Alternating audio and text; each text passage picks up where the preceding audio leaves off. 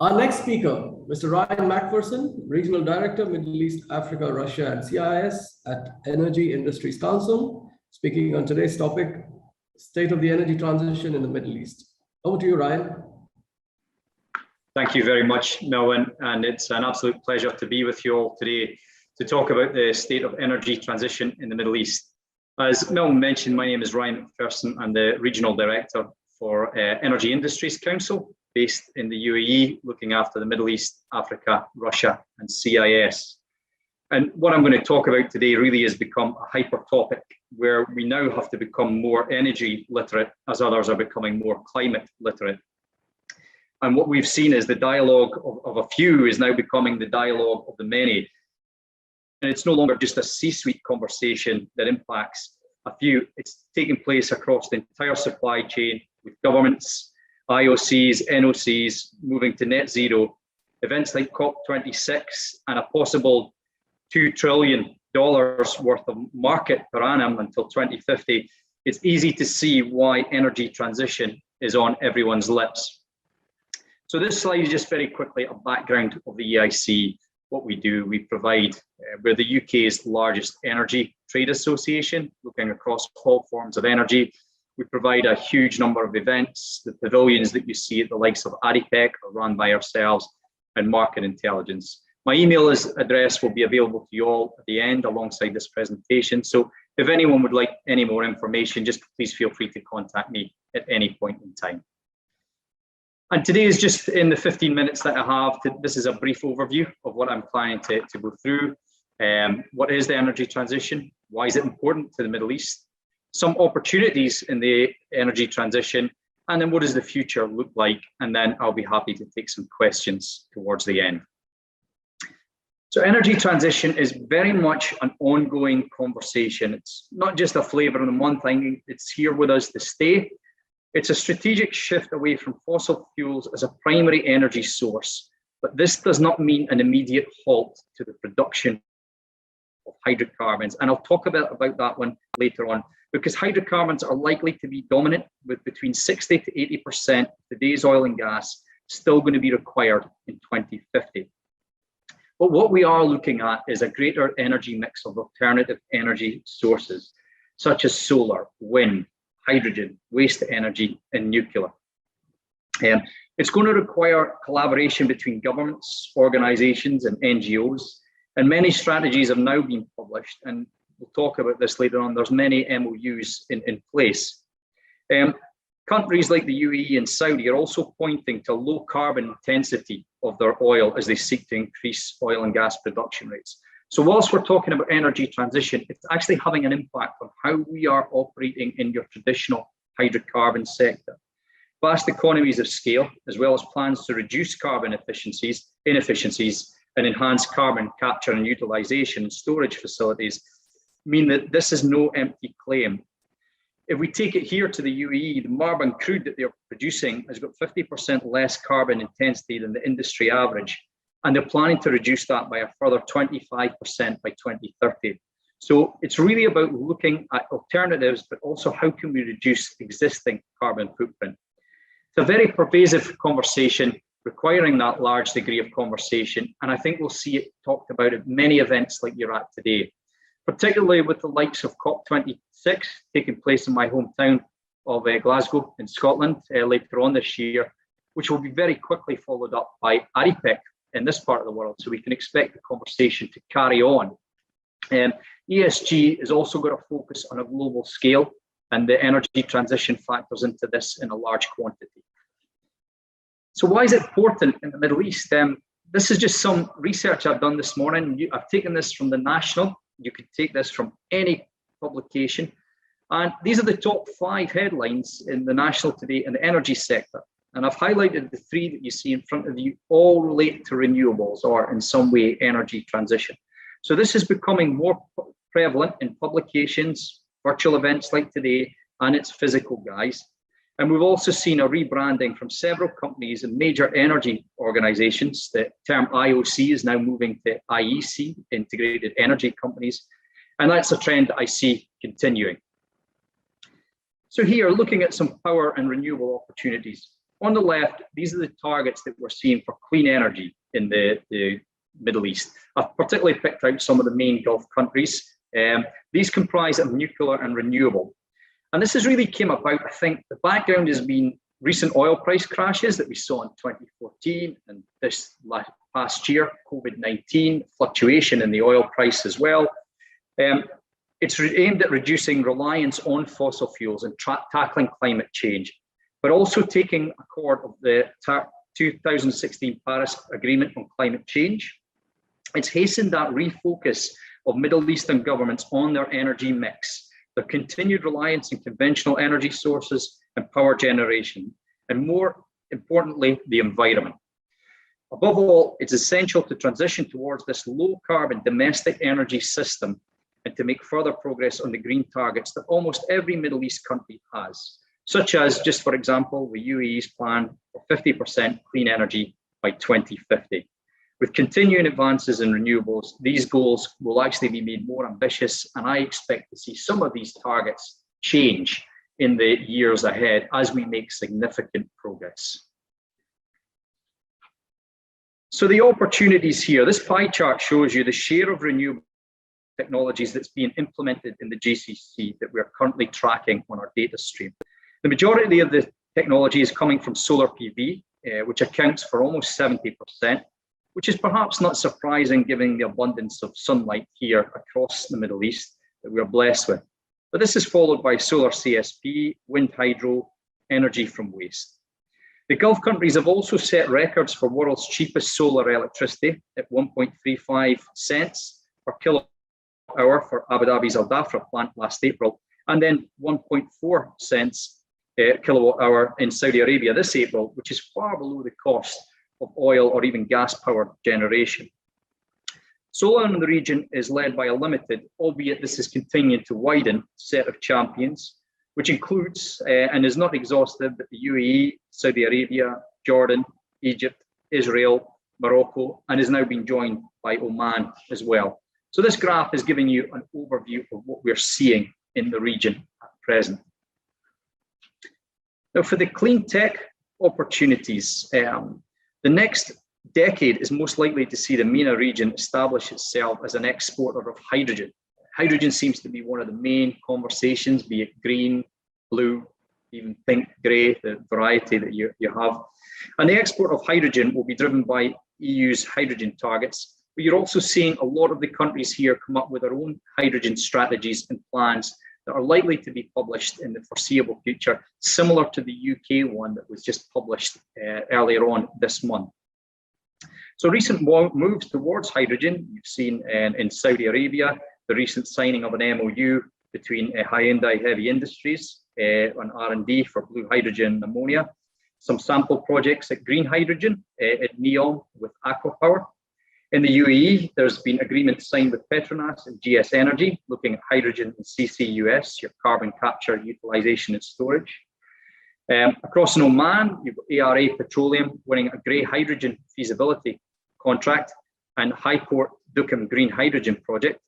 And even in Qatar, we've got Qatar Petroleum to install CCS facilities at a capacity of 7 to 9 MTPA to reduce emissions in LNG by 25%. So GCC countries, Middle East countries, are projected to be amongst the lowest cost regions in the world for green hydrogen production. Aramco announced that partnership with HHI to operate their blue hydrogen production, the use of carbon-based enhanced oil recovery technology in the kingdom's oil fields. And the UAE is aiming to become one of the lowest cost, largest producers of blue hydrogen in the world in significant association with CCS. And recently rebranded Total Energies recently signed a framework with ADNOC to jointly work on CO2 emission reduction and carbon capture, utilization and storage projects. So there is a tremendous amount of activity that you're seeing right across the Middle East, and this is only likely to grow in the coming months and years ahead. So the future for energy transition in the Middle East. Leadership role in the transition journey is going to be key. But what you can see is that strong government pledges have been put in place. If we go back a couple of slides, the targets that have been put in by the various governments, And these have been backed up by action, so you can actually see the projects that are coming out. The dialogue around COP26 and beyond is working and here to stay. We're hopeful that COP27 might make its way to this part of the world as well. So this is a conversation that we're all holding ourselves accountable for, and mirrors being held up to us on a daily basis. And the potential for growth is amazing. In 2018, it signifies the first year on record where we as EIC, in tracking our project data, witnessed over 50% of the projects announced coming from the renewable sector. And this increased to 70% in 2020. So where can it go next? The real possibilities are endless on that. And last year, energy transition as a proportion of projects announced, it accounted for 15%, which is great. It's moved the needle tremendously well from where we were. But I think it's important to note as well here that the finance does not follow in the same correlation and is considerably less. Thus, I think what we'll find is we will adopt at scale, technologies will become more readily available and commoditized, and we should remember that this will still take time. Although this isn't new, it's still in its infancy compared to more established and mature markets. And oil and gas is likely to stay the largest overall market for the foreseeable future. And I'll maybe phrase that as the foreseeable future as the next 5 years, possibly if you're more optimistic, the next 10 years, which I think is probably realistic. And so I would say that the choice is not binary. It is not a hydrocarbon or energy transition. They are all part of the same dialogue. And we can continue to learn from this established sector and the supply chain whilst focusing on producing at the lowest carbon intensity as possible. So the pivot to these alternative sources will take time, but we are definitely there at the moment and continuing on. So I think it's fair to say that the future looks very bright for the energy transition in the Middle East. I expect the conversation to be ongoing. We see a number of big events taking place later on in the year here across the region, where this will continue to factor into the conversation. I hope that you found that valuable. As mentioned, the presentation will be available for you in the graphs that you've seen in front of you.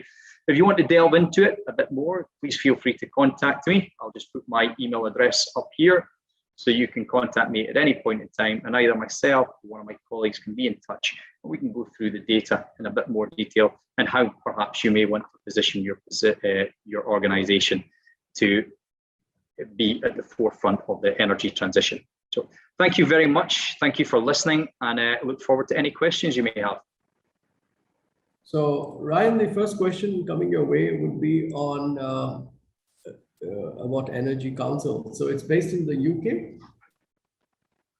Yeah, so the Energy Industries Council, we are a global organization. So whilst we are headquartered in London and primarily looking at the UK supply chain companies, it's very much a global market now, Melvin. So we have offices in all the main energy hubs. So I'm based here in the UAE, but I have my colleagues in Houston, in KL, and Rio. So we're very much a global organization dealing with the global supply chain and the global energy industry.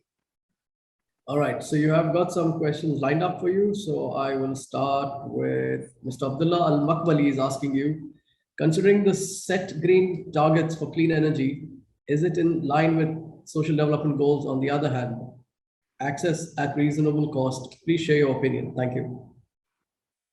Yeah, I think it's a very good question, and ESG is factoring in massively across the globe, not just in the energy sector, in every sector. We're all being held accountable.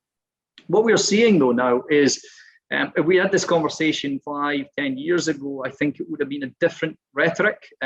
What you're seeing now is the costs are coming a lot lower. Subsidies are being removed gradually. So you're starting to see solar now competing against traditional, more mature sources. And I think what will happen is, as I mentioned, economies of scale will come in. As we get more companies coming in to do this, we're able to do this cheaper at larger scale. Technologies that were considered to be innovative will still be innovative, but they will be commoditized. So I think that will bring costs down, which will allow ESG targets to be brought in, not just as an ESG target, but it will also tick financial goals. All right. Next question from Nasser Ali Ahmad Al-Kindi. Should GCC countries work together collectively on energy transition? So my view, and it's just my view here is absolutely, and in one of my earlier slides, I put up the collaboration. I think what we are is we're very good at learning from each other. Each country across the GCC or the Middle East is unique, but we can all learn from each other, and we've done that extremely well over the years. So if somebody has put together, for example, a hydrogen strategy, for me, it makes no sense to have 10, 20 completely different hydrogen strategies in isolation. The same way with the renewables aspect, and many of the companies are working together very well. The countries, they're using events like this to learn from each other. So yes, I see collaboration is key going forward. Another question from Chandan Sarkar. What are the major challenges in terms of technology and cost in the goal to be 24/7 carbon free? I think the major challenge is always the adoption. It's still relatively new. It's in its infancy. There maybe are some of the myths that it's still extremely expensive. And one of the challenges as well is perhaps trying to move too quickly. We understand that there is a roadmap for this, and I know that there is a push from certain elements to bring us there sooner. What we need to do is scale it up, get the technology tried and tested. When you see hydrogen, a lot of the opportunities are 5 years away. They've been announced, these projects, but they won't actually come to any major fruition until maybe the next 5 years. So I think one of the challenges might be trying to move too quickly. And dare I say, trying not to be too controversial, one of the other challenges may be deciding that that's it. The life cycle for hydrocarbons are gone. And my view is that is still an essential part of the energy transition. So I think they would be perhaps two key challenges that I would see. A question from Tariq. Do you have any data of Iraq plans? Yes, we do have some data on Iraq. I didn't put it in here because I put probably the predominant data that we've been publishing, but the answer is yes. And if you want to contact me afterwards, I can get one of my colleagues to give an overview of that.